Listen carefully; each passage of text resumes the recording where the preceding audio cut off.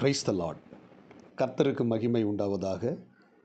இந்த நல்ல காலை வேளையில் கர்த்தருடைய வார்த்தை மூலமாய் உங்கள் யாவரையும் சந்திப்பதிலே நான் மிகுந்த மகிழ்ச்சி அடைகிறேன்.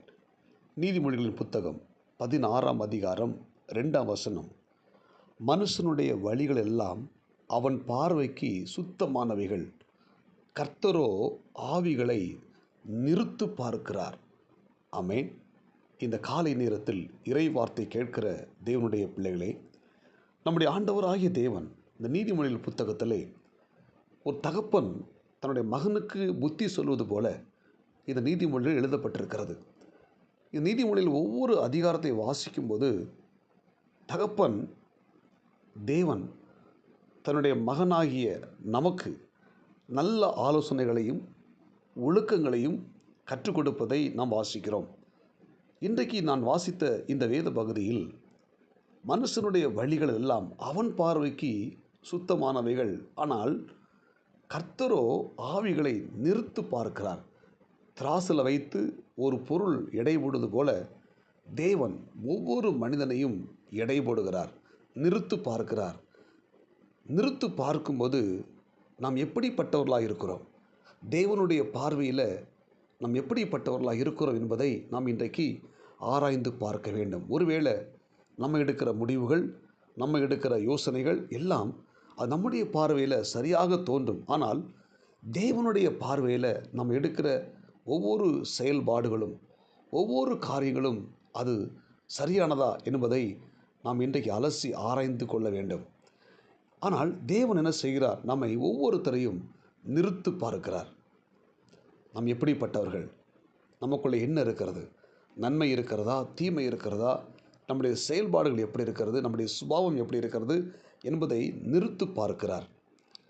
இந்த நீதிமொழிகள் புத்தகத்தில் ஆண்டவர் அந்த வார்த்தையை, அதாவது கர்த்தரோ ஆவிகளை நிறுத்து பார்க்கிறார் என்று சொல்லி அந்த வார்த்தையை அங்கே சொல்லிவிட்டு அந்த நீதிமொழியில் தொடர்ந்து வாசித்து பார்த்தீங்கன்னா சில காரியங்களை, சில மனுஷனுடைய சில தவறான காரியங்கள் அவர்களுக்குள் இருக்கிற, அதாவது மனுஷனை வீழ்த்துகிற சில அசுத்தமான சுபாவங்கள் அதை வெளிக்காட்டுகிறார்.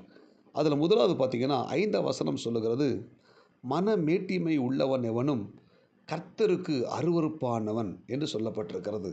ஆமென். மனம் மேட்டிமை. தேவன் ஒரு மனிதனை நிறுத்து பார்க்கும்போது இந்த மன மேட்டிமை என்கிற எண்ணம் இருக்குமானா தேவன் அந்த மனுஷனை நிராகரித்து விடுகிறார். அன்புக்குரிய தேவனுடைய பிள்ளை, ஒருபோதும் நமக்கு மன மேட்டிமை வந்து விடக்கூடாது. ஆமென். மன மேட்டிமை இல்லாமல் அங்கே வசனம் சொல்லுகிறது, மனத்தாழ்மையோடு கூட இருப்பது நலம். நீதிமொழிகள் 16ஆம் அதிகாரம் 19ஆம் வசனம். மன மேட்டிமை நமக்குள்ளே வராமல் மனத்தாழ்மையாக இருப்பதற்கு நம்மை ஒப்பு கொடுக்க வேண்டும். நீதிமொழிகள் 16:18 சொல்லப்பட்டிருக்கிறது, விழுதலுக்கு முன்னானது மன மேட்டிமை. ஒரு மனிதன் ஆண்டவரை விட்டு விலகுவது, அதாவது விழுந்து போவது, அதற்கு முக்கிய காரணம் மன மேட்டிமை.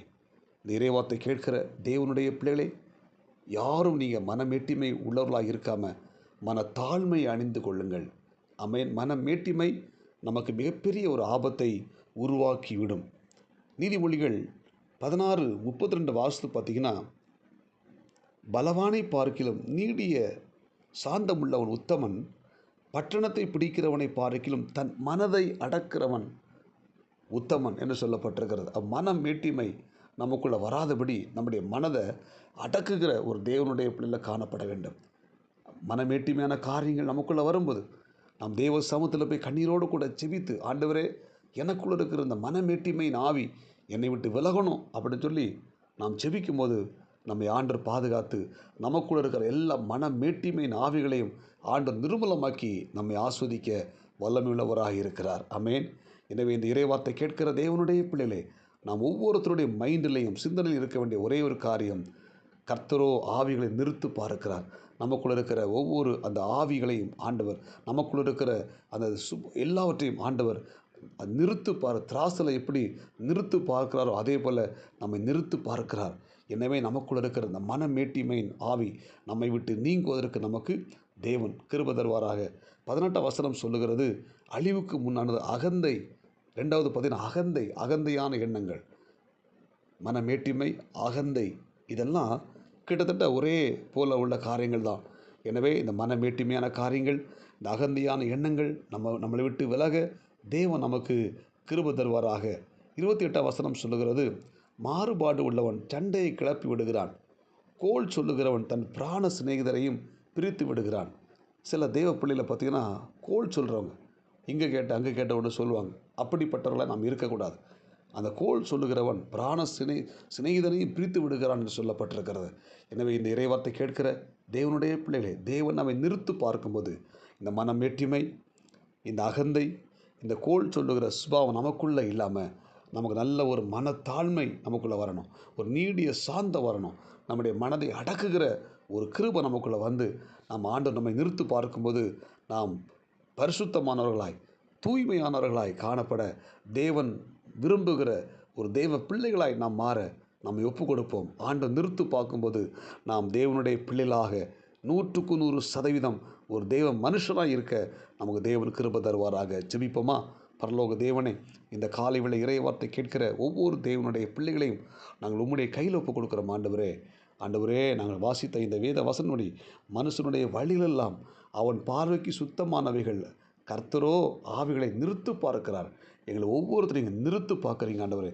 நீங்கள் நிறுத்து பார்க்கும்போது நாங்கள் தூய்மையானவர்களாக இருக்க உதவி செய்வீராக. இந்த இறைவார்த்தை கேட்ட எல்லா தேவனுடைய பிள்ளைகளையும் கர்த்தர் ஆசீர்வதிங்க. அந்த நாளுக்குரிய கிருபை கொடுங்க. இயேசு கிறிஸ்துவின் நாமத்தில் ஜெபிக்கிறோம் நல்ல பிதாவே, ஆமேன்.